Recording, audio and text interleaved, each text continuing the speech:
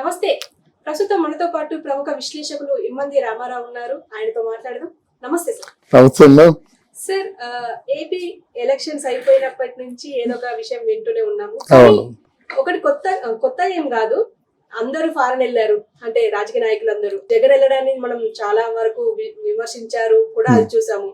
షర్మిల వెళ్ళారు, అక్కడ కలుసుకుంటారు అని చెప్పి విన్నాము. కానీ చంద్రబాబు నాయుడు ఎక్కడికి వెళ్ళారు, ఏం చేశారు అని చెప్పేసి చాలా మంది విమర్శిస్తున్నారు, ప్రశ్నిస్తున్నారు. కానీ ఇంతవరకు టీడీపీ అధికార ప్రతినిధులు గాని, అధినేత గాని ఇంతవరకు అసలు సమాధానం చెప్పలేదు. చంద్రబాబు నాయుడు అసలు ఎందుకు మౌనం వహిస్తున్నారు అని చెప్పేసి అడుగుతున్నారు. మీరేమంటారు? ఇది అందరికీ ఉన్నటువంటి సందేహం. అది అంటే మీరు చెప్పినట్టుగా తెలుగుదేశం అధికార ప్రతినిధులు మౌనంగా ఉన్నమాట నిజం కాదు. వాళ్ళు వర్ల రామయ్య ఎప్పటికప్పుడు చెప్తూనే ఉన్నాడు. అలాగే తెలుగుదేశంలో ఉన్నటువంటి కొంచెం మంచి లీడర్స్ స్పోక్స్ మెన్ కూడా చెప్తున్నారు అనుకోండి. అది ప్రధానంగా ఇప్పుడు పవన్కు ఉన్నటువంటి హైపు చంద్రబాబు నాయుడికి ఎందుకు లేదు. ఈరోజు పవన్ గెలుపు అన్నది ఒక ప్రపంచానికి గెలుపులాగా అనిపించేసింది అన్నమాట. అంత హోరెత్తిపోతుంది. ఇంత హోరెత్తిపోతుంటే ఒక పక్క లేదు పవన్ ఓడిపోతాడు, పిఠాపురంలో పవన్ ఓడిపోతాడని పందాలు కాస్తున్నారు కోట్లు. వేరొక చోట ఏంటంటే లేదు వైఎస్ఆర్సీపీ గెలుస్తుంది కాబట్టి ఎంతైనా పందెం కాస్తామో అని చెప్తున్నారు అన్నమాట. ఇందులో ఏది నిజమో ఏది అబద్ధమో తెలియదు. కానీ చంద్రబాబు నాయుడు ఎందుకో సైలెంట్గా పనిచేస్తున్నట్టు కనిపిస్తుంది. ఎక్కడికి వెళ్ళాడో తెలీదు. వచ్చేసాడండి చంద్రబాబు, వచ్చేసాడు. మొన్న 31ని పవన్ కళ్యాణ్ చంద్రబాబు నాయుడు ఇద్దరు కలుసుకున్నారు.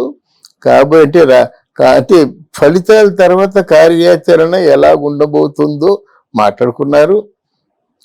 కూటమి వచ్చినట్టయితే మళ్ళీ అప్పటికప్పుడు కన్ఫ్యూజన్ లేకుండా మీకిన్ని మాకిన్ని అని బెర్తలేవో కన్ఫర్మ్ చేసుకున్నారు.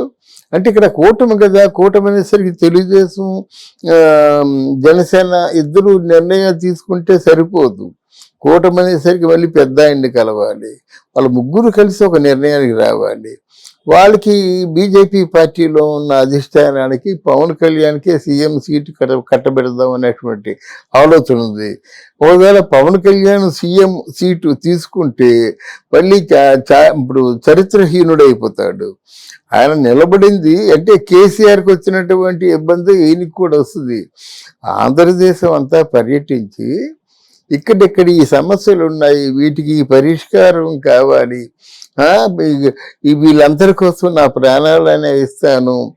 ఎందుకంటే ఇప్పుడు నేను జనసేన పార్టీలో ఇంత పట్టుదలగా ఉండడానికి కారణం ఏంటంటే ప్రజాస్వామ్యాన్ని పూర్తిగా కూలీ చేస్తున్నాడు ఎవరు, జగన్.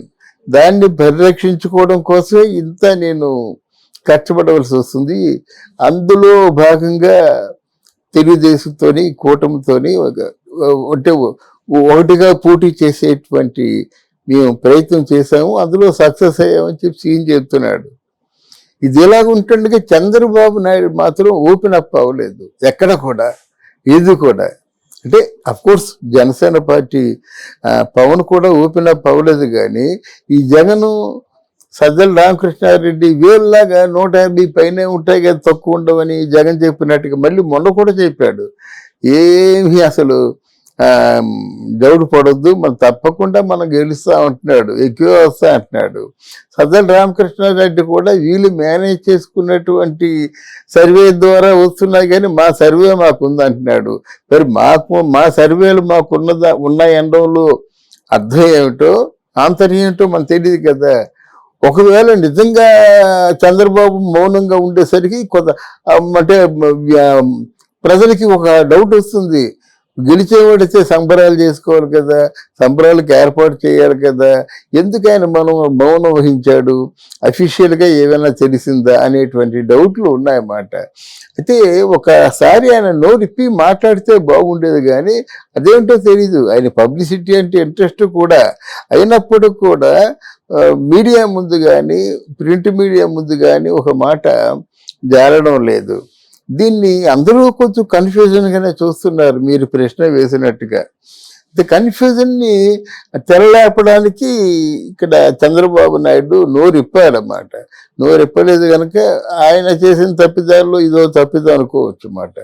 అది ఇక్కడ ఏంటంటే మొత్తం టోటల్ అందరి కాన్సన్ట్రేషన్ కూడా పవన్ కళ్యాణ్ మీదే ఉంది. ఒకవేళ చంద్రబాబు గెలిచినప్పుడు కూడా పవన్ కళ్యాణ్ ఓడిపోతేనే వైఎస్ఆర్సీపీ బాగా హ్యాపీగా ఉంటుంది అన్నమాట. ఒక ప్రశ్నించేవాడు ఉండరు కదా, ధర్నాలు చేసేవారు, ఎదురు తిరిగే వాళ్ళు ఎవరు ఉండరు కదా. ఇటువంటి పరిస్థితుల్లో చంద్రబాబు చెప్పాలి, మేము గెలుస్తామని చెప్పాలి, లేకపోతే మాకు డౌట్గా ఉందని చెప్పాలి. చెప్పకపోవడం మాత్రం ప్రజలు ఈ కన్ఫ్యూషన్కి కారణం మాట. తర్వాత రేపు కొంచెం చాలా అల్లర్లు జరిగేటువంటి అవకాశం ఉంది. ఆయన చెప్పాడు ఒక 40,000 మంది పోలీసులు పెట్టామని చెప్పేసి. ఏదో 4,500 మంది రౌడీలు ఉన్నారు, వాళ్ళు అంటే కల్ప్రిట్స్ మాట, విక్టిమ్స్ వాళ్ళు ఉన్నారు. అది తర్వాత ఏంటంటే ఒక 12,000 మంది అంటే వాళ్ళు కొంచెం ప్రాబ్లమెటిక్ పీపుల్గా గుర్తించాము, వీళ్ళందరినీ కూడా లోపల వేసాము. అయినప్పుడు కూడా అన్ని కంపెనీలు వచ్చాయంటే ఒక ఆల్మోస్ట్ 45,000 మంది పోలీసులు దిగారు ఆంధ్రప్రదేశ్ మొత్తానికి అన్నమాట. అది ఎవరు చెప్పారు? ఎలక్షన్ కమిషనర్ చెప్పాడు అన్నమాట, మీడియాకి స్పష్టంగా చెప్పాడు.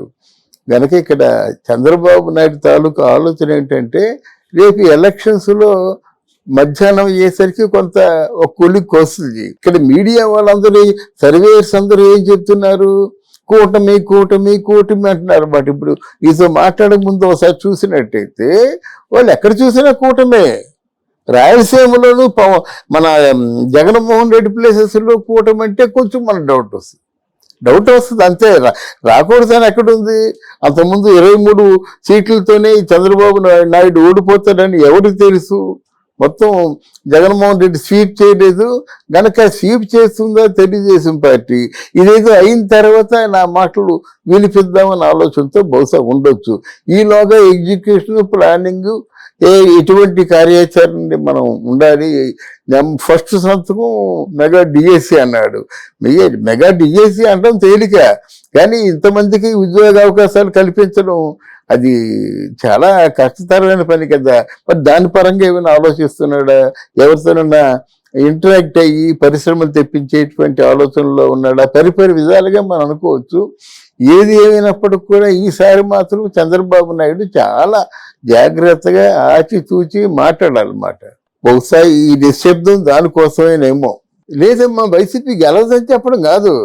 అక్కడ ఒక మామూలు ఇన్నోవా ఏదో కారులో వస్తున్నారు, జగన్ పక్కన ఉన్నాడు, వేణుస్వామి మాట్లాడుతున్నాడు, ఈ కెమెరామెన్ కొంచెం తీస్తుండగా ప్యాన్ చేసినట్టయితే లెఫ్ట్ తిప్పినట్టయితే జగన్మోహన్ రెడ్డి ఉన్నాడు. అంటే కారులో జగన్మోహన్ రెడ్డి ఈయన ట్రావెల్ చేస్తూ జగన్మోహన్ రెడ్డిని ఆకాశానికి ఎత్తేస్తున్నాడు అన్నమాట. అంటే జగన్మోహన్ రెడ్డికి తిరుగులేదు, ఇంకో 20 years ఈయనే సీఎం అని చెప్తున్నాడు అన్నమాట. ఆ చెప్తుండగా ప్లాన్ చేస్తే జగన్మోహన్ రెడ్డి కనిపించాడు. ఇంతకుముందు ఇట్లాంటి సంఘటన జరిగింది. తిరుపతిలో రమణ దీక్షితులని జగన్మోహన్ రెడ్డికి ఏమో స్వామివారి దర్శనం అయిపోయిన తర్వాత బయటకు వచ్చినప్పుడు నాకు జగన్మోహన్ రెడ్డి గారిలో వెంకటేశ్వర స్వామి కనిపిస్తున్నాడు అని చెప్పేసి అంత ఆకాశానికి ఎత్తాడా. తర్వాత ఏమైంది? ఇప్పుడు జగన్మోహన్ రెడ్డి తీసేసరికి ఈ జగన్మోహన్ రెడ్డి వల్లనే తిరుమల తిరుపతి దేవస్థానం తాలూకు పవిత్రతను మంట కలిసిపోయింది. మీరెవరు హుండీలో ₹1 వేయద్దు. అంతకుముందు పింక్ డైమండ్ ఇవన్నీ కూడా వాళ్ళు చెప్పించిన మాటలు మీరు నమ్మొద్దు. నేను లెంపలు వేసుకుంటున్నాను, స్వామివారి పట్ల అవతారం చేస్తున్నాను, ఆలయ ప్రసాదాలు కానీ అన్న విత్తనాలు కానీ అన్నీ కూడా సర్వనాశనం అయిపోయి పైగా హుండీలో డబ్బులు వేస్తుంటే భగవంతుని డబ్బులు ఎవరు కూడా ఏ రాజకీయ నాయకుడు కూడా తీసుకోలేదు. భగవంతుడు వేసిన డబ్బులు ఏ రోజు పడితే ఆ రోజే తీసుకుంటాడని చెప్పేసి ఈరోజు 4 సార్లు 2 చేతులతో 2 సార్లు చెంపలు వాయించుకున్నాడు కదా రమణ దీక్షితులు. థ్యాంక్ యూ నాన్న.